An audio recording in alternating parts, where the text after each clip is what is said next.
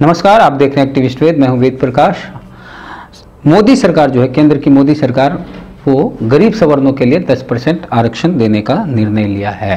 तेजस्वी यादव ने विरोध किया है, जीतन राम मांझी ने समर्थन किया है, चिराग पासवान ने समर्थन किया है, उदित राज ने समर्थन किया है। किसने क्या कहा ये हम आपको दिखाते हैं एक एक करके।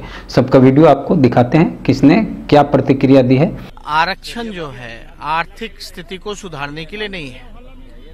आरक्षण का प्रावधान बाबा साहब ने इसलिए किया था कि जो सदियों से जो वन व्यवस्था जो कायम थी और जिस प्रकार से जो भेदभाव छुआछूत जो हुआ करता था, जन भागीदारी की जहां तक बात थी, रिप्रेजेंटेशन होनी चाहिए ऐसे समाज में, back bencher of the societies की, जहां एक बराबर के नजरिए से लोगों को एक अधिकार मिले। इसके वजह से ये आरक्षण प्रावधान किया था।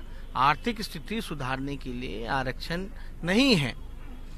आर्थिक स्थिति से अगर उसको ठीक करना था तो नरेंद्र मोदी जी को बोलते ना, भाई 15-15 लाख रुपए हर एक के खाते में डाल दीजिए, हर देश के हर लोगों को मिल जाता और 2 करोड़ नौजवानों को रोजगार दे देते अगर आर्थिक स्थिति अगर सुधारनी होती तो। और जो जातीय जनगणना जो हुई है शैक्षणिक तौर पे, आपका आर्थिक तौर पे, जातीय तौर पे, वो जो है वो सामने रखना चाहिए था, जनगणना को सामने रखना चाहिए था। और जहां तक 85% जो लोग हैं उनको मात्र जो है आप देखिएगा कि कितना कम आरक्षण है, बल्कि बढ़ना उनका चाहिए था। और जिस प्रकार से जो 50% जो है वो उसका लाभ कौन उठा रहा है? जो बाकी के जो 15% लोग हैं, 50% लाभ कौन उठाने का काम कर रहे हैं? वही लोग उठाने का काम कर रहे हैं। देखिए, लोक जनशक्ति पार्टी ने हमेशा मांग की थी कि इनको 15% का आरक्षण मिलना चाहिए, बट मुझे खुशी है कि कम से कम शुरुआत हुई।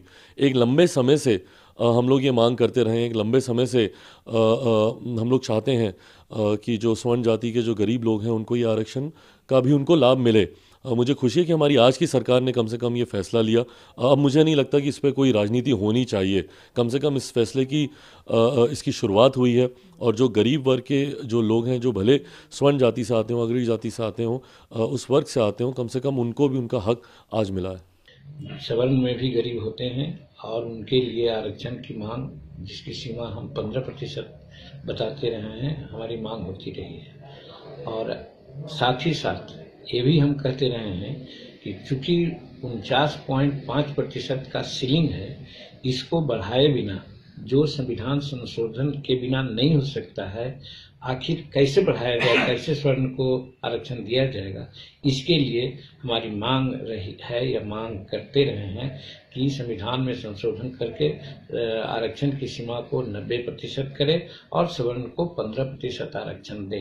कहने का मतलब अभी भी जो सवर्ण के लिए 10% आरक्षण की बात उन्होंने की है, अगर संविधान संशोधन नहीं होगा तो वो चुनावी स्टंट होगा। इसका स्वागत होना चाहिए। जो लिमिट है वो भी बढ़ा दी गई है 60%, और जो इंदिरा साहनी में लिमिट 50% का सुप्रीम कोर्ट ने तय किया था, वो कोई कॉन्स्टिट्यूशनल मैंडेट नहीं था, ना कॉन्स्टिट्यूशन में ऐसी कोई बाइंडिंग है।